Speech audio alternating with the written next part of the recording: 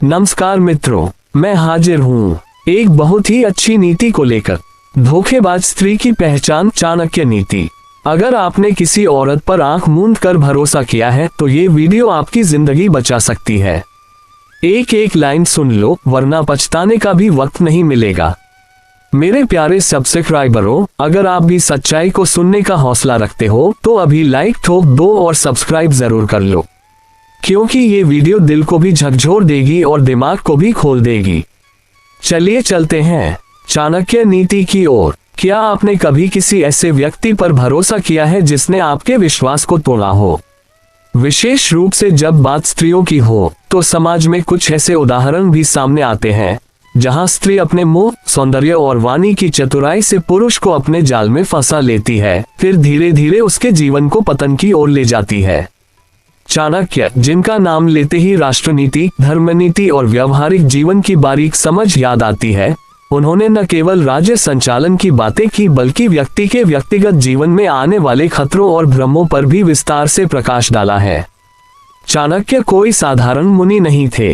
वे तक्षशिला विश्वविद्यालय के आचार्य, चंद्रगुप्त मौर्य के महामंत्री और सबसे बढ़कर एक दार्शनिक थे जिन्होंने समाज को आंखें खोल देने वाली नीतियां दी।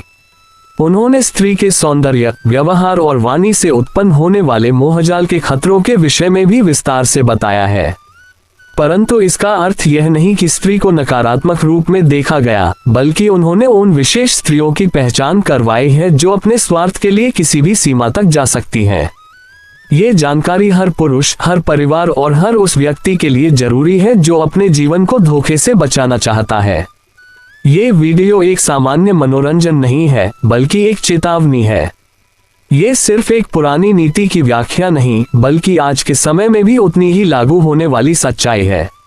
यदि आप जीवन में एक गलत स्त्री का चुनाव कर लेते हैं तो वह केवल आपके धन, यश और सुख को ही नहीं छीनती, बल्कि आत्मा की शांति को भी नष्ट कर देती है। इसलिए चाणक्य जैसे महामानव ने ऐसी स्त्रियों की पहचान के सूत्र बहुत पहले ही दे दिए थे। मैं आपसे निवेदन करती हूँ, इस वीडियो को अंत तक जरूर सुने, क्योंकि एक भी नीति आपके जीवन की दिशा बदल सकती है। आप में से कई लोग इस अनुभव से पहले ही गुजर चुके होंगे और जिनके साथ ऐसा नहीं हुआ, वे ये सीख लेकर अपने जीवन को सुरक्षित कर सकते हैं। वीडियो में किसी भी स्त्री जाति का अपमान नहीं है, केवल उन विशिष्ट चरित्रों की पहचान है जो पुरुष को धोखा देने में सिद्ध होती है।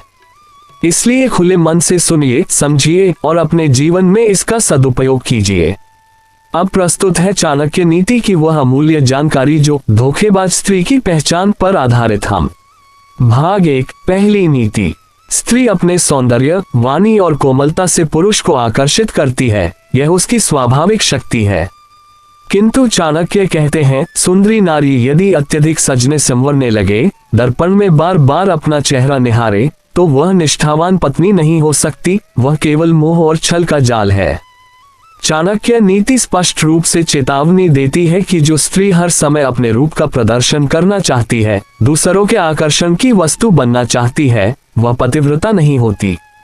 वह अपने पति को सम्मान नहीं देती, बल्कि स्वयं को समाज में सौंदर्य की देवी बना देना चाहती है। चाणक्य कहते हैं कि ऐसी स्त्री को पहचानना कठिन नहीं है। वह जब अकेली हो तब सबसे अधिक संवरती है। वह हर आने जाने वाले पर ध्यान देती है। उसकी आंखें केवल अपने पति पर नहीं, बल्कि अन्य पुरुषों की ओर भी बार बार जाती हैं। जो स्त्री अपने पति के सामने अधिक मीठी बातें करती है और पीछे उसकी निंदा करती है, वह भी धोखेबाज होती है। चाणक्य के अनुसार जिस स्त्री की वाणी में मिठास हो लेकिन उसके कर्म विष जैसे हो, उससे बड़ा कोई अनर्थ नहीं होता। ऐसी स्त्री बहुत चतुर होती है। वह अपने स्वार्थ के लिए रो सकती है, झूठा प्रेम जता सकती है और जब उसका उद्देश्य पूरा हो जाए तो वह उसी व्यक्ति को छोड़ सकती है जिसने उसे सम्मान दिया। चाणक्य कहते हैं, स्त्री यदि अपने पति से अधिक बाहर के पुरुषों की प्रशंसा करने लगे, उनके गुणों का वर्णन करे, तो समझ लेना चाहिए कि उसका मन कहीं और जा चुका है। यह नीति आज के समय में भी उतनी ही लागू होती है। सोशल मीडिया पर घंटों सज धज कर फोटो डालने वाली, हर पुरुष की तारीफ करने वाली और अपने पति की बातें बाहर जाकर मजाक में उड़ाने वाली स्त्री चाणक्य के अनुसार धोखेबाज होती है। वह केवल प्रेम दिखाती है, लेकिन वास्तव में वह मन से कहीं और जुड़ी होती है। चाणक्य की यह पहली नीति यही सिखाती है कि स्त्री के बाहरी रूप पर मत जाओ, उसकी नजरों में झांको, उसकी बातों के पीछे छिपी भावना को पहचानो। जो स्त्री अत्यधिक रूप प्रदर्शन करती है, हर समय अपने सौंदर्य का प्रचार करती है, वह कभी भी सच्चे प्रेम की अधिकारी नहीं होती। भाग 2, दूसरी नीति। चाणक्य कहते हैं, वेश्या की एक मुस्कान, असत्य नारी की एक झूठी आंखें और स्वार्थी स्त्री की एक कोमल वाणी पुरुष को रसातल में ले जाने के लिए पर्याप्त होती है। चाणक्य की दूसरी नीति यह बताती है कि स्त्री की वाणी, उसकी दृष्टि और उसकी चुप्पी, तीनों में उसके चरित्र की गहराई छिपी होती है। जो स्त्री आवश्यकता से अधिक कोमल बोलती है, हर किसी से मधुरता से बात करती है और कभी क्रोध न दिखाए, वो बाहर से सज्जन दिख सकती है परंतु भीतर से छलपूर्ण हो सकती है। ऐसी स्त्री धोखा देने में सबसे आगे होती है, क्योंकि वह हर समय अपने स्वार्थ की पूर्ति में लगी रहती है। वह अपने पति से कभी नहीं कहेगी कि उसे क्या चाहिए, लेकिन किसी अन्य पुरुष से तुरंत सहायता मांग लेती है। चाणक्य कहते हैं, जो स्त्री अपने पति से कम और परपुरुषों से अधिक मीठे बोल बोले, वह अपने घर की लक्ष्मी नहीं, काल की प्रतीक होती है। उसकी पहचान ये भी होती है कि वह अपने पति के अपमान की बातों को मजाक समझती है, परंतु यदि कोई बाहर का पुरुष उसकी थोड़ी सी तारीफ कर दे तो वह अभिभूत हो जाती है। वह अपने पति को पुराना, बोरिंग या अनइंटरेस्टिंग कह सकती है, लेकिन बाहर के लोगों के लिए सज धज कर, वाणी का श्रृंगार कर, विनम्रता से प्रस्तुत होती है। यह एक धोखेबाज स्त्री का लक्षण है, जिसे चाणक्य ने स्पष्ट शब्दों में बताया है। ऐसी स्त्री हर बार नई कहानियां गढ़ती है, आज ये कारण, कल वह बहाना। वह कभी अपने पति को समय नहीं देती, लेकिन बाहर की दुनिया को समय देने के लिए तत्पर रहती है। चाणक्य नीति कहती है, जिस स्त्री की आंखें स्थिर न हो, जिसकी दृष्टि इधर उधर भटकती रहे, वह कभी भी पति की सच्ची नहीं होती। चाणक्य ये भी बताते हैं कि जो स्त्री हर बात में दिखावा करे, चाहे वह दुख हो या प्रेम, वह अपने हृदय से नहीं, अपने अभिनय से काम करती है। ऐसी स्त्री की आंखें उस समय भर आती हैं जब उसे लाभ की उम्मीद हो। वो प्रेम नहीं करती, वो व्यापार करती है, भावनाओं का व्यापार, रिश्तों का व्यापार और भरोसे का भी व्यापार। इसलिए चाणक्य की दूसरी नीति हर उस पुरुष को सावधान करती है जो केवल वाणी या रूप के जाल में फंसकर निर्णय ले लेता है। प्रेम सच्चा तभी होता है जब उसमें त्याग हो, समर्पण हो और सच्चाई हो। जहां शब्दों में मिठास हो लेकिन व्यवहार में धोखा, वहां प्रेम नहीं, पतन होता है। भाग 3, तीसरी नीति। चाणक्य कहते हैं, जो स्त्री अपने पति के धन पर अधिकार तो जताए, लेकिन उसके दुख में सहभागी न बने, उसकी सेवा में रुचि न रखे, केवल अपने सुख की चिंता करे, वह स्त्री पतिव्रता नहीं, पतन का मूल कारण होती है। इस तीसरी नीति में चाणक्य उस स्त्री की पहचान कराते हैं जो केवल भोग की इच्छुक होती है। उसका प्रेम केवल पति की संपत्ति से होता है, उसके आभूषणों से होता है, उसके बैंक बैलेंस से होता है, न कि उसके हृदय से। जब पति संकट में आता है, उसकी आमदनी घटती है, तब ऐसी स्त्री का रूप और व्यवहार बदल जाता है। वह तानों में बोलने लगती है, तुलना करने लगती है और कभी कभी तो अपमानित करने से भी पीछे नहीं हटती। चाणक्य कहते हैं, धन से जो स्त्री जुड़ी हो, वह धन के साथ ही बदल जाती है।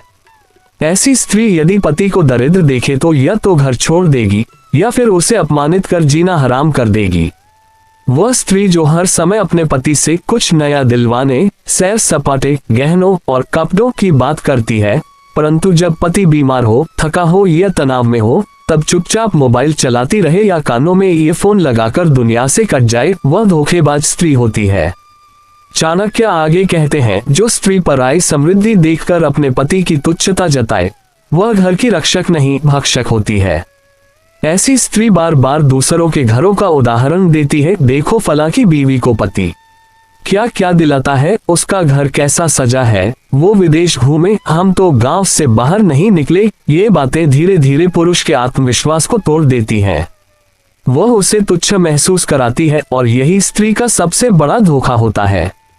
चाणक्य की नीति चेतावनी देती है कि जो स्त्री केवल भौतिक सुखों में रची बसी हो, वह संकट में जीवन संगिनी नहीं बन सकती। जब जीवन डगमगाएगा, वह हाथ थामने के बजाय उलाहना देने लगेगी। और जो स्त्री जीवन के उतार चढ़ाव में साथ न दे सके, वह सच्ची पत्नी नहीं, जीवन की सबसे बड़ी भूल होती है। इसलिए स्त्री के प्रेम को उसके शब्दों से नहीं, उसके कर्तव्यों से पहचानो। वह दुख में कैसी है, पति की सेवा में कितनी रुचि रखती है, क्या वह केवल सुविधा की भूखी है या भावनाओं की साथी भी है। यही पहचान है धोखेबाज स्त्री और सच्ची पत्नी के बीच। भाग 4, चौथी नीति। चाणक्य कहते हैं, जिस स्त्री का चित्त हर समय नवीनता में भटके, जो एक ही स्थान, एक ही पुरुष, एक ही जीवनचर्या से उब जाए, वह स्त्री निष्ठावान नहीं हो सकती। यह नीति स्त्रियों की मानसिक अस्थिरता और लालसा से जुड़ी है।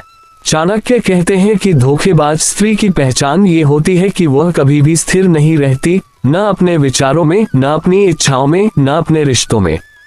वह आज किसी चीज को चाहती है, कल उससे ऊब जाती है। आज वह पति से प्रेम की बातें करती है, कल उसे वही पति बोरियत का प्रतीक लगने लगता है। जो स्त्री हर समय ये कहे, अब कुछ नया चाहिए, अब पहले जैसा कुछ नहीं रहा, अब मन नहीं लगता, तुम बदल गए हो, दरअसल चाणक्य के अनुसार ऐसा बोलने वाली स्त्री स्वयं ही भटकाव में होती है। उसका मन स्थिर नहीं होता, वह आकर्षण की भूखी होती है और वह आकर्षण केवल पति में नहीं तलाशती, बल्कि कहीं और भी देखने लगती है। चाणक्य कहते हैं, मन चंचल है, लेकिन जो स्त्री इस चंचलता को संयम में न रख सके, वह अपने ही घर की नींव को हिलाने का काम करती है। चाणक्य नीति यह स्पष्ट करती है कि जो स्त्री हर बार नई अपेक्षाएं रखती है, बिना कारण के असंतुष्ट रहती है, वह जीवन के किसी भी पड़ाव पर धोखा देने के लिए तैयार रहती है। वह बार बार दूसरों की जिंदगी को देखकर तुलना करती है और फिर अपने जीवन साथी को कमतर आंकती है। उसका मन कभी चैन से नहीं बैठता। ऐसी स्त्री न तो सच्चा प्रेम कर सकती है और न ही किसी एक पुरुष से जीवन भर का संबंध निभा सकती है। वह स्त्री जो अपने पति के साथ कुछ समय व्यतीत करते हुए भी मोबाइल पर दूसरों की तस्वीरें, वीडियो या चैट में अधिक समय दे, जो पति से संवाद कम करे और बाहर की दुनिया से जुड़े रहने में ही रुचि रखे, चाणक्य के अनुसार वह स्त्री धोखेबाज होती है।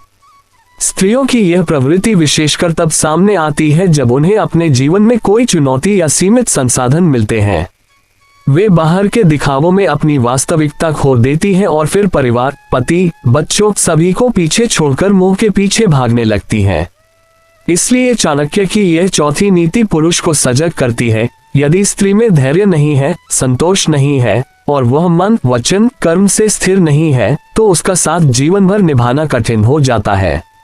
ये धोखा धीरे धीरे आता है, परंतु जब आता है तब तक बहुत कुछ नष्ट हो चुका होता है। भाग 5, पांचवी नीति। चाणक्य कहते हैं, स्त्री यदि गुप्त बातों को बाहर प्रकट करने लगे, पति के रहस्यों को दूसरों को बताने लगे, तो समझो कि वह न तो पतिव्रता है, न गृहलक्ष्मी, वह संकट का मूल है। यह अंतिम और अत्यंत गंभीर नीति चाणक्य ने उन स्त्रियों के लिए कही है जो भावनात्मक विश्वासघात करती हैं। एक पत्नी अपने पति की सबसे बड़ी राजदार होती है। वह उसके दुख, संघर्ष, कमजोरियों और सपनों की साक्षी होती है। लेकिन जो स्त्री इन निजी बातों को अपने मायके, सहेलियों या किसी पर पुरुष से साझा करने लगे, वह केवल भरोसे को ही नहीं, पूरे संबंध को तोड़ देती है। चाणक्य कहते हैं, जिस स्त्री की जिह्वा पर संयम न हो, जो घर की बातें बाहर कहे, वह अपने पति का पतन तय कर देती है। धोखेबाज स्त्री की पहचान यही है कि वह हर बात को मजाक में, दुख को चटकारे में और रिश्ते को चर्चाओं का विषय बना देती है। जब वह अपने पति की कमजोरियों को दूसरों से कहती है, तो वह केवल हंसी का पात्र नहीं बनाती, बल्कि उन बातों को दूसरों के नियंत्रण में ला देती है। यही सबसे बड़ा धोखा है, चुपचाप दिया गया ऐसा घाव जो समय के साथ व्यक्ति की आत्मा तक को तोड़ देता है। चाणक्य आगे कहते हैं, जो स्त्री पर पुरुष से अपनी वैवाहिक असंतुष्टि की बात करे, वह मानसिक ही नहीं, शारीरिक विश्वासघात की ओर भी अग्रसर होती है। ऐसी स्त्री जब अपने पति से दूरी बना लेती है और बाहर भावनात्मक सहारा तलाशने लगती है, तब वह धीरे धीरे उस मर्यादा को लंघ देती है जो एक पत्नी के लिए सबसे बड़ा धर्म है। वह दूसरों से सहानुभूति के बहाने जुड़ती है और फिर यही सहानुभूति उसके चरित्र को कलंकित करती है। चाणक्य नीति यह बताती है कि जो स्त्री अपनी जुबान को वश में नहीं रख सकती, वह घर की दीवारों को स्वयं गिरा देती है। वह केवल पति का नहीं, पूरे परिवार का विश्वास तोड़ देती है। ऐसी स्त्री को जितना शीघ्र पहचान लिया जाए उतना ही अच्छा है, क्योंकि समय बीत जाने पर केवल पछतावा ही शेष रहता है।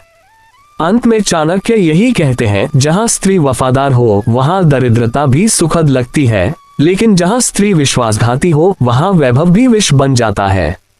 इसलिए यह पांचवी और अंतिम नीति हमें सिखाती है कि स्त्री का मुख नहीं, मन देखो, उसका श्रृंगार नहीं, उसकी निष्ठा देखो, उसका वचन नहीं, उसका मौन समझो, क्योंकि वही बताएगा कि वह आपके जीवन की रक्षक है या धोखेबाज विनाशक।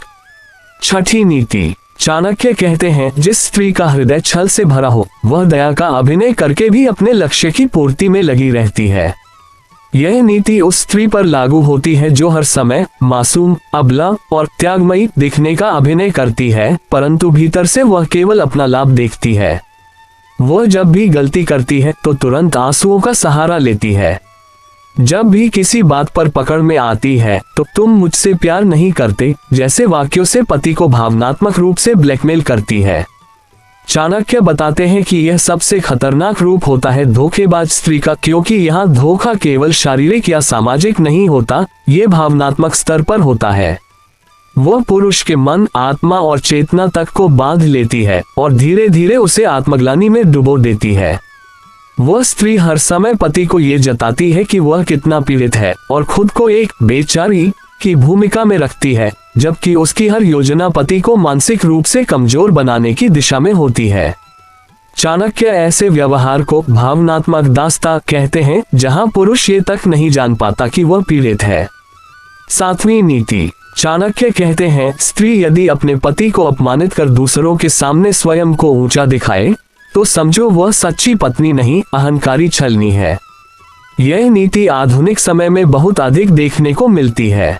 कुछ स्त्रियां बार बार अपने पति को ये जताती हैं कि वे कितनी बुद्धिमान है, कितनी आगे बढ़ चुकी हैं और पति कितना पिछड़ा, धीमा या असफल है। वे हर बार अपनी तुलना दूसरों से करती हैं और पति को अपमानित करने में कोई संकोच नहीं करती। चाणक्य नीति कहती है, जो स्त्री अपने पति को दूसरों के सामने नीचा दिखाकर स्वयं को ऊंचा समझती है, वह केवल परिवार को तोड़ती नहीं बल्कि अपने स्वयं के चरित्र को कलंकित करती है। वह एक बार नहीं, बार बार ऐसा करती है, कभी दूसरों के सामने, कभी बच्चों के सामने और कभी समाज के सामने। धोखा केवल विश्वास तोड़ने से नहीं होता, धोखा तब भी होता है जब कोई व्यक्ति बार बार अपने जीवन साथी के आत्मसम्मान को चोट पहुंचाए। चाणक्य कहते हैं, पति पत्नी के बीच का सच्चा संबंध तब होता है जब दोनों एक दूसरे को सम्मान दें। जहां अपमान है वहां प्रेम नहीं टिकता। इसलिए इस नीति में स्पष्ट संकेत है, यदि कोई स्त्री अपने पति को निरंतर अपमानित करे, उसे छोटा दिखाकर स्वयं को बड़ा साबित करने का प्रयास करे, तो समझ लेना चाहिए कि वह स्त्री प्रेम नहीं कर रही, वह केवल स्वार्थ और वर्चस्व का खेल खेल रही है। जय हिंद, जय भारत।